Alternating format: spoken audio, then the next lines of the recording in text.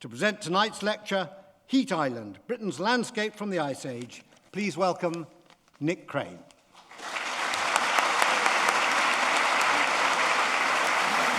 Very kind, Michael. Thank you. Thank you.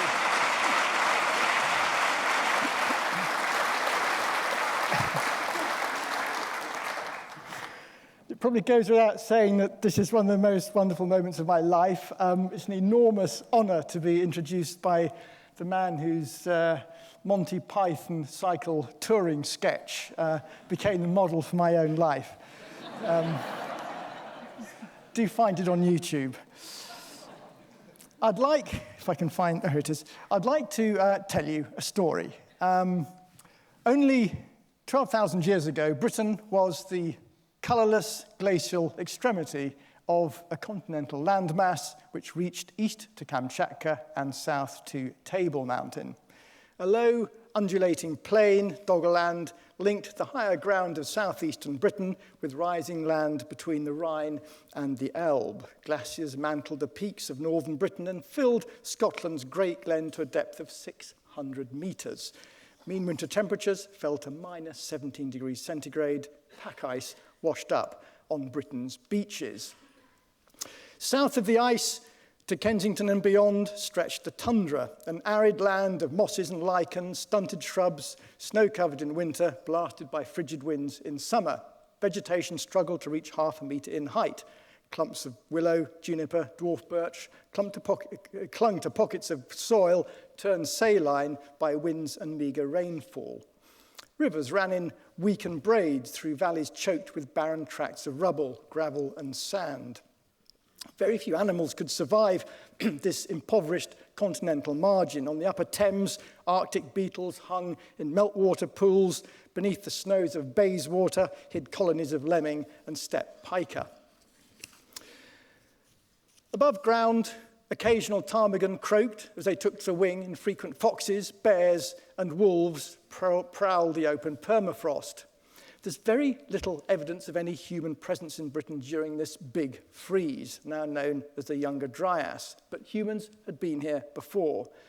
For at least 700,000 years, small groups had been making forays to the land that would become Britain, and for this entire period, the habitability of northern Europe had been dictated by an unpredictable ice age.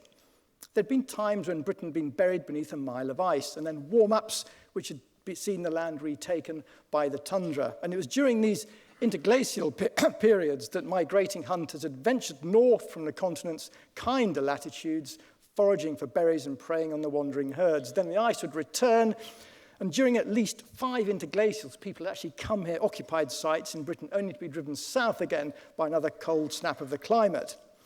But the climatic spasm of 9,700 BC was different because this time the thermal window would admit 64 million people. Mean July temperatures in 9,700 may have leapt up by as much as 7 degrees centigrade in as little as 50 years.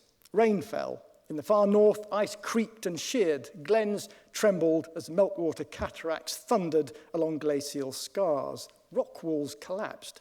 Hundreds of millions of tons of loose stone was water-worked into cones and fans and gullies.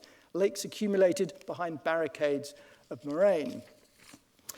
By about 9,500 BC, the 400-metre thick dome of ice that had sat on Rannoch Moor in this photograph had disappeared and exposed a puddle waste. The northern glaciers had gone, the Great Glen had emptied of ice. Relieved of its burden, the Earth's crust began to rise slowly upwards in the north, where ice had been thickest, while southern coasts tilted downwards and were subjected to accelerated sea level rise as glacial meltwater increased the volume of the oceans.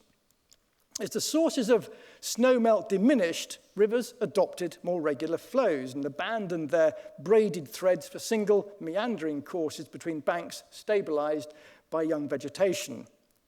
Now, while climate change was causing convulsive transformations, the pioneers, the people who led the migration across Doggerland, left nothing more enduring than infrequent hearths, scatters of flint and bone.